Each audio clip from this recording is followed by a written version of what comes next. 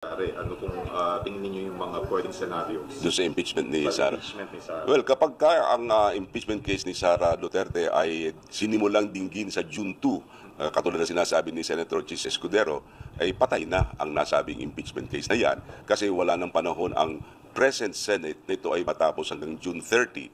Kasi maliwanag sa Rule 44 ng Senate Rules mismo na kapag ang Kongreso ay nag-terminate o natapos ang kanilang Congress sa panahong ito, hindi na po pwedeng i-take up pa yung previous matters and proceedings.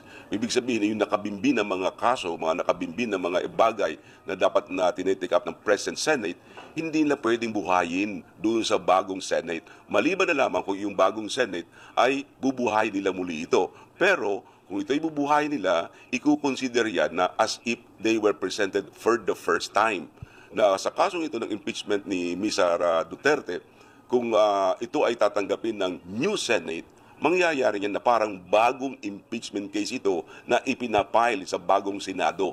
Na siyempre, nasasabihin naman ni Ms. Sara, hindi na po pwede yan. Sapagkat kung may bagong impeachment case, sakop ito no tinatawag na pagbabawal sa ating saligang batas na hindi pwedeng magkaroon ng dalawang impeachment case sa loob ng isang taon. Nang ibig sabihin, sa loob ng isang taon, isang impeachment case lamang ang pwedeng isampa sa isang impeachable official. So ang mangyayari, dapat yung same impeachment lang, pero matatransfer sa new Senate? Yes, yung hindi mangyaring dalawa? No, kahit na yung same impeachment case ang ibibigay sa bagong Senate, iyon ay ituturing na bagong kaso. Hindi ito ituturing na lumang kaso, kundi ituturing itong bagong kaso as if they were presented for the first time. Kaya ang mangyayari niyan, sa loob ng isang taon, parang lumalabas na dalawang impeachment case ang isinasampa laban kay Ms. Sara Duterte na ipinagbabawal ng ating saligang batas.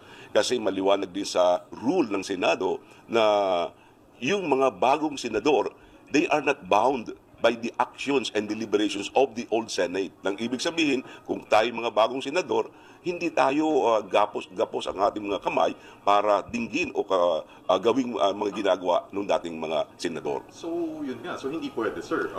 Kung June 2 ang sisimulan nila, kukulangin ng panahon kasi kailangan mong pasagutin si Sara Duterte. Kailangan niya ng 10 araw. 10 araw binibigay ng rules nila. 5 araw naman para sa prosecutor para sagutin yung sagot ni Sara Duterte. Pagkatapos magkakaroon pa siya ng mga deliberations diyan. Baka kulangin talaga ng panahon kung sa June 2 sila magsisimula. Ngayon, ang pinakamagandang gawin nila siguro ay tanggapin nila na humingi sila ng permiso sa Pangulong Marcos na magkaroon sila ng special session. Kasi sa special session, bahala na in 23 senators na sila ang mag-decide kung dapat ilang ipagpatuloy itong impeachment case nito ni Ms. Sara Duterte. Pero kung special session, sir, parang hindi ba magmumukhang parang mamadaliin para mahabol na matapos before June 30? Well, talagang ganyan. Politika kasi ito, no?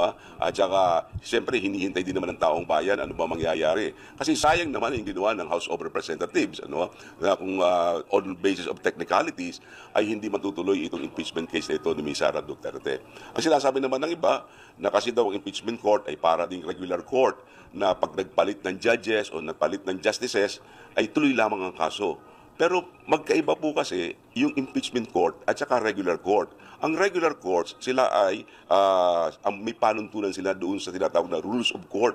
Sila ay sumusunod sa rules of court. Dito sa impeachment case na ito, ang Senado may sariling rules. Hindi pwedeng gamitin yung rules of court dahil sa may sariling rules ang Senado. Kung walang sariling rules ang Senado, pwede na gamitin nila ang rules of court in suppletory character na pwede sila maging basihan nila yung rules of court.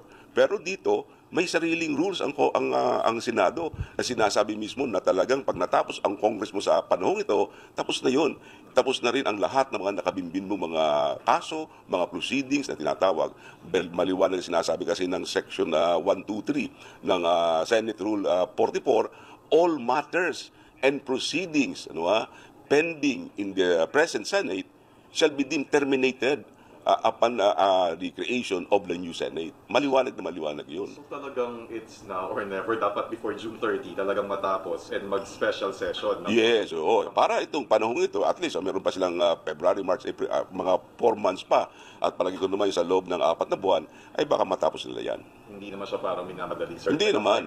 Oo, may time naman yan. Tsaka, mahaba rin naman yung yung mga articles of impeachment na ginawa nila, 7 articles yan.